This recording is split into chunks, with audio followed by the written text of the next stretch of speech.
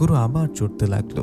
সন্ধ্যার পরেও কেউ কেউ উঠানে বসে গল্প করছে, শিশুরা খেলছে, কিন্তু রশিদ শাহ এখনো গ্রাম ছাড়েননি। তিনি প্রতিদিন বিকেলে বটগাছের কাছে গিয়ে কিছুক্ষণ চুপ করে দাঁড়িয়ে থাকেন। কবিরাজ করিমউদ্দিন একদিন জিজ্ঞাসা করলেন, হুজুর, তো সব শেষ হয়েছে তাই না? রশিদ শাহ সরাসরি উত্তর দিলেন না। তিনি শুধু বললেন, বন্দি মানি ধ্বংস না, আর পিশাচরা প্রতিশোধ তুলে না। এই কথাটা করিমউদ্দিনের বুক ঠান্ডা করে দিল। পঞ্চম দিন থেকে অদ্ভুত কিছু শুরু হলো। বিলের পানি স্বাভাবিক, কিন্তু মাঝে মধ্যে হালকা বুদবুদ ওঠে। বটগাছ স্থির, কিন্তু গভীর রাতে তার ছায়া যেন নড়ে। এক রাতে সাব্বির স্বপ্ন দেখল, সে বটগাছের নিচে দাঁড়িয়ে, গাছের কাণ্ডে একটা ছোট্ট ফাঁক, সে ফাঁক থেকে কেউ ফিসফিস করছে, ভয় ফিরে আসবে। সাব্বির ঘুম ভেঙে উঠে বসে, বুক ধরফর করছে, বিশ্বাসঘাতকতার শুরু। গ্রামের এক লোক ছিল মকবুল। সে তান্ত্রিকতা, গোপন শক্তি এসব বিষয়ে আগ্রহী ছিল ছোটবেলা থেকে। মাহরুক বন্দী হওয়ার পর থেকে সে অদ্ভুত চুপচাপ হয়ে গেছে। একদিন গভীর রাতে সে একা বিলের পাড়ে গেল। চাঁদের আলো ফ্যাকাশে। সে বটগাছের কাণ্ডে হাত রাখলো, মৃদু গলায় বলল, তুই যদি আমাকে শক্তি দিস, আমি তোকে ছাড়াই দিব। কিছুক্ষণ পর কিছুই হলো না। তারপর গাছের ভেতর থেকে ঠান্ডা বাতাস বের হলো। মকবুল কেঁপে উঠল। ফাটলের ভেতর থেকে খুব ক্ষীণ লাল আভা ফুটে উঠল। একটা ফিসফিস শব্দ, রক্ত। মকবুলের চোখে লোভে ছিলেক। সে পকেট থেকে ছোট্ট ছুরি বের করলো, নিজের হাতের তালুতে হালকা কেটে রক্ত ঝরালো। রক্তের ফোঁটা গাছের কাণ্ডে পড়তেই মাটির নিচে যেন কম্পন হলো। দূরে কুকুর ডাকতে শুরু করলো। পরদিন থেকে অস্বাভাবিকতা বাড়ল। গরু আকারণে চিৎকার করছে। পাখি বটগাছের ডালে বসছে না। বিলের মাঝখানে আবার কুয়াশা জমছে। রশিদ শাহ বুঝলেন কিছু একটা হয়েছে। তিনি সাব্বিরকে জিজ্ঞাসা করলেন, রাতে কিছুই দেখেছ? সাব্বির স্বপ্নের কথা বলল। রশিদ শাহের মুখ গভীর হয়ে গেল। তিনি সবাইকে ডেকে বললেন, কেউ কি নিষেধ ভেঙে বিলের কাছে গেছে? সবাই চুপ, শুধু মকবুল মাথা নিচু করে দাঁড়িয়ে। মাহরুকের ফাটল। সে রাতেই ফাটলটা আবার স্পষ্ট হয়ে উঠল। বটগাছের কাণ্ডে লাল রেখা চলছে, বিলের পানি কাঁপছে। হঠাৎ বিকট শব্দ। ফাটলটা বড় হয়ে গেল, ভেতর থেকে কালো ধোঁয়া বেরোতে লাগলো। মাহরুকের কণ্ঠ আবার শোনা গেল, আমি ফিরেছি। গ্রাম জুড়ে আতঙ্ক, মানুষ দৌড়াতে লাগলো। রশিদ শাহ গর্জন করে উঠলেন, কে রক্ত দিয়েছে? মকবুল কাঁপতে কাঁপতে সামনে এলো, আমি শক্তি চাইছিলাম। এক মুহূর্ত নীরবতা। তারপর বটগাছের ফাটল থেকে কালো ছায়া বের হয়ে সরাসরি মকবুলকে জড়িয়ে ধরল। মকবুল চিৎকার করল, তার চোখ লাল হয়ে উঠল, তার কণ্ঠ বদলে গেল, আমি মুক্ত। রশিদ শাহ বুঝলেন এবার আর বন্দি যথেষ্ট না, এবার ধ্বংস করতে হবে। তিনি সবাইকে দূরে সরে যেতে বললেন। মকবুলের শরীরে মাহরুকের ছায়া ছড়িয়ে গেছে, তার চারপাশে বাতাস ঘুরছে। রশিদ শাহ উচ্চস্বরে আয়াত পড়তে লাগলেন। মকবুল বিকট হাসি হাসল, তুই আমাকে মাটি থেকে বাঁধছিলি, এবার আমি মানুষের ভেতরে। রশিদ শাহ মাটিতে নতুন বৃত্ত আঁকলেন। এবার বটগাছ আর মকবুল দুজনকে ঘিরে। কবিরাজ করিমউদ্দিন পাশে দাঁড়িয়ে কাপা কণ্ঠে সহায়তা করছেন। হঠাৎ আকাশে বজ্রপাত, বৃষ্টি শুরু হলো, বিলের পানি উত্তাল। রশিদ শাহ চিৎকার করলেন, যে শক্তি অশুভ ডাকে এসেছে, সে শক্তি আজ ফিরে যাবে। মকবুল ছটফট করতে লাগলো, তার শরীর থেকে ধোঁয়া বেরোচ্ছে। মাহরুক গর্জে উঠল, আমি আগুন, আমি অন্ধকার। রশিদ শাহ শেষ আয়াত উচ্চারণ করলেন। হঠাৎ বটগাছের কাণ্ডে আগুন ধরে গেল, লাল না সাদা আগুন। আগুন দ্রুত ফাটলের ভিতরে ঢুকে গেল। মকবুলের শরীর থেকে কালো ধোঁয়া ছিটকে বের হয়ে সে আগুন টেনে গেল। এক বিকট চিৎকার, তারপর নীরবতা। মকবুল মাটিতে লুটিয়ে পড়ল, নিঃশ্বাস চলছে কিন্তু অজ্ঞান। বটগাছের আগুন নিভে গেছে, কাণ্ড ফেটে দুই ভাগ হয়ে গেছে।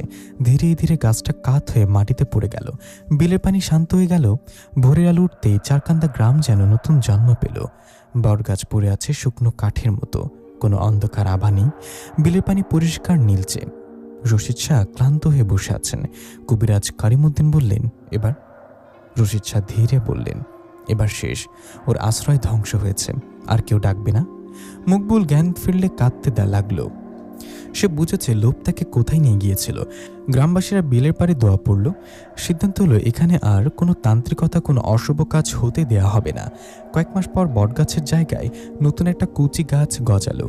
মানুষ বলে এটা শান্তির প্রতীক।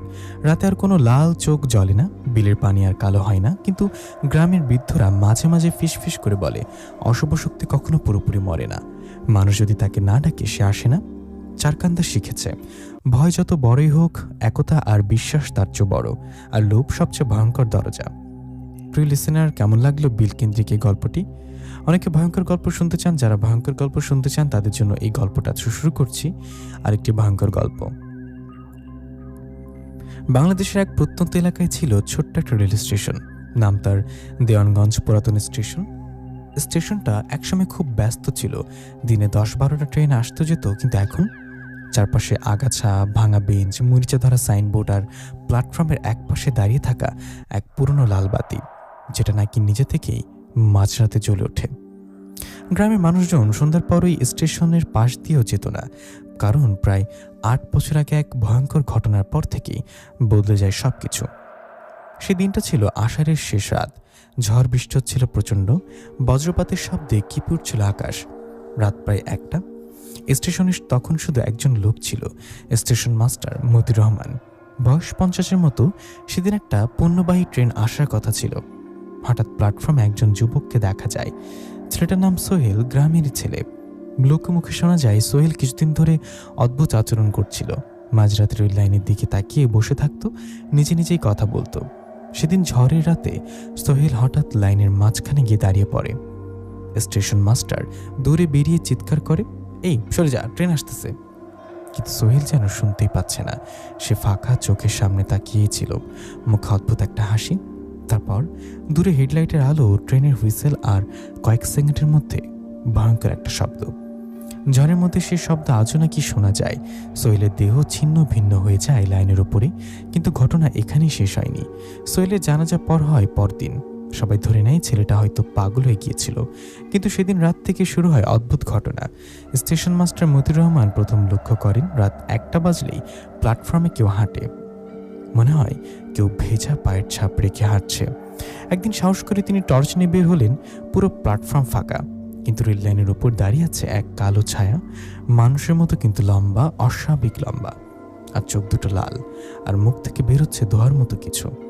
মতিউর রহমান জমে গেলেন। ছায়াটা ধীরে ধীরে ঘুরে তাকালো তার দিকে। তারপর ভেসে উঠল কণ্ঠস্বর, ও আমার ছিল, তোমরা কায়রা নিছো। পরদিন সকালে স্টেশন মাস্টারকে পাওয়া যায় অফিস কক্ষে অচেতন অবস্থায়। তার মুখে আতঙ্কের ছাপ, আর চুলের অর্ধেক সাদা হয়ে গেছে এক রাতেই। 1 সপ্তাহ পর রাত 12:55 একজন চাওয়ালা ছিল, নাম হালিম। সে রাতে দোকান গোটাচ্ছিল। হঠাৎ সে শুনতে পায় কেউ ফিসফিস করছে, হালিম, হালিম। সে ভাবে কেউ হয়তো ডাকছে, কিন্তু চারপাশ ফাঁকা। হঠাৎ তার চোখ পড়ে লাইনের দিকে। সেখানে দাঁড়িয়ে আছে সোহেল, কিন্তু তার শরীর অক্ষত, মুখে সে এক অদ্ভুত হাসি। হালিম ভয় পেয়ে পিছিয়ে যায়। সোহেল হাত তুলে ইশারা করে, আয়। তারপর সে হঠাৎ লাইনের ওপরে শুয়ে পড়ে। হালিম চিৎকার করে দৌড়াতে শুরু করে, কিন্তু হঠাৎ তার পা যেন নিজে থেকেই লাইনের দিকে চলে যায়। ঠিক সেই সময় হঠাৎ ট্রেন আসে, আরেকটা ভয়ঙ্কর শব্দ। পরদিন সকালে লোকজন দেখে হালিমও মারা গেছে ট্রেনে কাটা পড়ে। কিন্তু অদ্ভুত বিষয় হলো, তার মুখে ছিল অদ্ভুত হাসি। এরপর থেকে একের পর এক ঘটনা। রাত 1টা বাজলে লাল সিগন্যাল নিজে নিজে জ্বলে ওঠে। টিকিট কাউন্টারে কেউ না থাকলেও খটখট শব্দ। লাইনের পাশে দাঁড়িয়ে থাকা লম্বা ছায়া, আর মাঝখানে কারোর হাসির শব্দ। 3 মাসে মারা যায় 5 জন, সবাই একইভাবে। রাত 1টার সময় লাইনের উপর গিয়ে দাঁড়ায়, কেউ থামাতে পারে না। লোকজন বলাবলি শুরু করে, সোহেল মারা যায়নি স্বাভাবিকভাবে, তার মধ্যে নাকি ছিল এক জিন। গ্রামের এক বৃদ্ধ মোল্লা ছিলেন হাফেজ করিমুল্লাহ। তিনি বলেন, এই স্টেশনের জায়গাটা আগে ছিল কবরস্থান।